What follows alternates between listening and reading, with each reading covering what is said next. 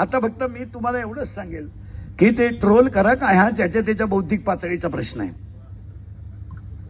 मी किती सांगितलं तरी 1.5 लाख रुपये जरी देऊन सोन्याची नळी आणली तर कुत्र्याचं शेपूट सरळ होत नाही हा सिद्धांत.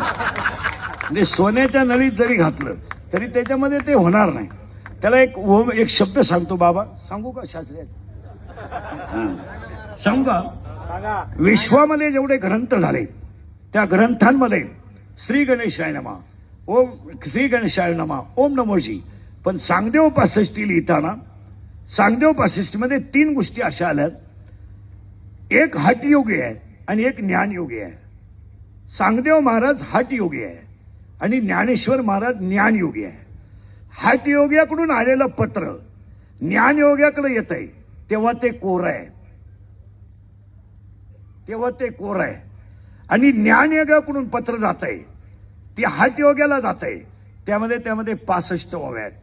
आणि 65 ओव्यांमध्ये 3 ओव्या अशा आहेत. ज्ञानोबरायांनी इतके सुंदर 3 शब्द वापरले.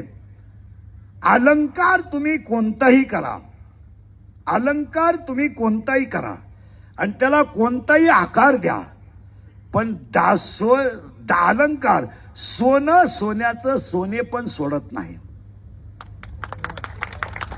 कपडे तुम्ही कोणती घ्या, कापड सूत सोडत नाही. आणि गुळ तुम्ही कापा, फोडा, भुगा करा, पाण्यात भाजवा, शिजवा, गुळ त्याची गोडी सोडित नाही. तसं समाजामध्ये नास्तिक प्रवृत्तीची लोक, तुम्ही त्यांना काही करा,